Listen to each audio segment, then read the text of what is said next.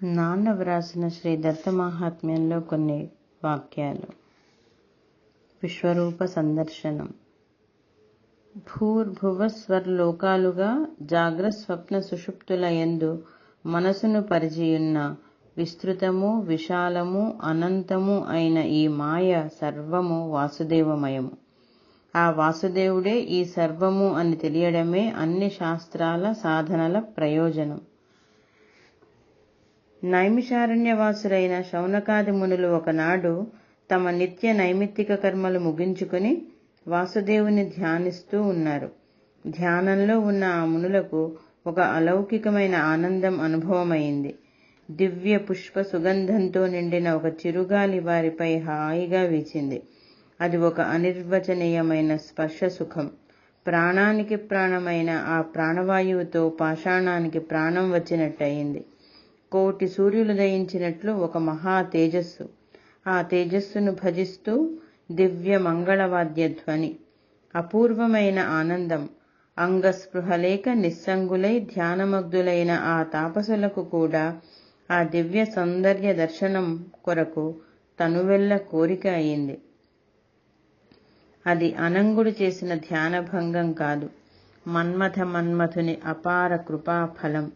వాసుదేవ పదాంబుజ చిరకాల చింతనా ప్రతిఫలం. ఆ తేజోమూర్తిని కనులు తెరచి చూడలేకపోతున్నారు. కనులు చూడగలిగిన కాంతి కాదది. చూడవలెనని కనులు తెరవడం, చూడలేక వెంటనే కనులు మూయడం. కనులు మూస్తూ తెరుస్తూ ఉన్నారు మునులు. సుదుర్లభమైనది లభించినా పొందలేని మందభాగ్యులం, సూర్యుడుదయించినా చూడలేని అంధులం. వాసుదేవా, నీ అనుగ్రహ పాత్రులైన వారికి తప్ప మరొకరికి మరొక కారణంగా నీ తేజోమయ రూపం చూడగలుగు భాగ్యం ఎన్నడూ కలుగదు అని శ్రీహరిని సకామంగా జపించారు. అప్పుడు వారికి మేఘ నిస్వన సమానమైన ఒక వాణి వినిపించింది, కళ్ళు తెరవండి అని. అప్పుడు వారు కన్ను తెరిచి చూడగలిగారు. ఏమి చూచారు? మేఘమండల మధ్యస్థ విద్యుల్లేఖ భాస్వరం, అంతస్థిమిర సంహార భాస్కరం, ఏకకాలంలో సర్గస్థితి ప్రళయ సాక్షాత్కారం. బ్రహ్మ విష్ణు మహేశ్వరుల ఏకరూపం. ఒక పరి ఏకం, ఒక పరి అనేకం. ఒక పరి హంసవాహనారూఢుడైన చతుర్ముఖుడు, 4 వేదాలు పలుకుతున్న 4 వదనాలు, ఒడలంతా రక్తచందనం. ఒక చేతిలో దివ్యాంబు పూర్ణ కమండలం, మరొక చేతిలో అక్షమాల. మరీచి, అత్రి, అంగిరసుడు, పులస్త్యుడు, వశిష్ఠుడు, దక్ష ప్రజాపతి, స్వయంభువ మనువు ఇంకా అనేకులు మహర్షులు జయము జయము దేవా అని ఆ బ్రహ్మను స్తుతిస్తున్నారు. ఒక పరి వామభాగాశ్రిత శ్రీయుతుడు లక్ష్మీనారాయణుడు, శంఖ చక్ర గదా పద్మహస్తుడు, నీలమేఘ శ్యాముడు, పీతాంబరధరుడు, శ్రీవత్సాంకుడు.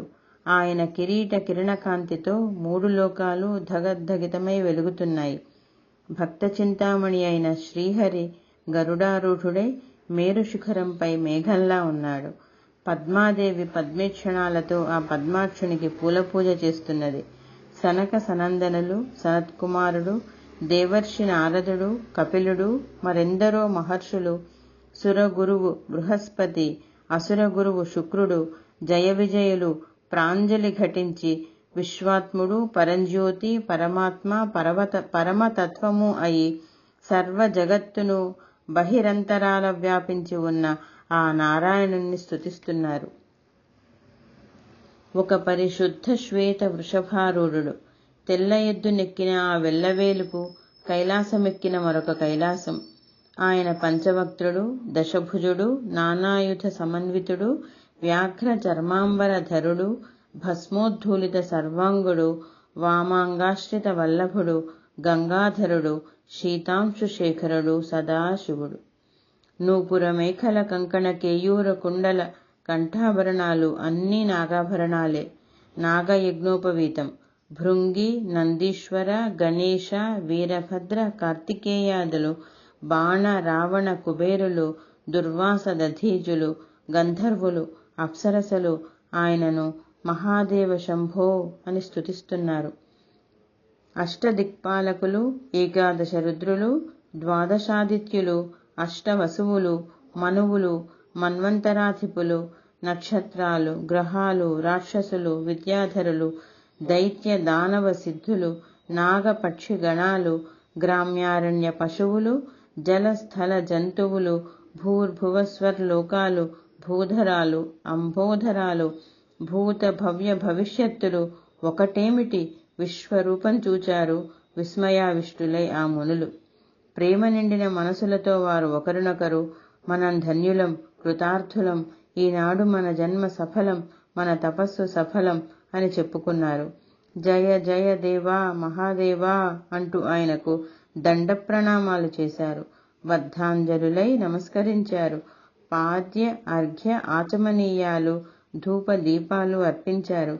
వివిధ నైవేద్యాలు, తాంబూల నీరాజనాలు, వేదమంత్రాలతో పుష్పాంజలి సమర్పించి ఆయనను స్తుతించారు.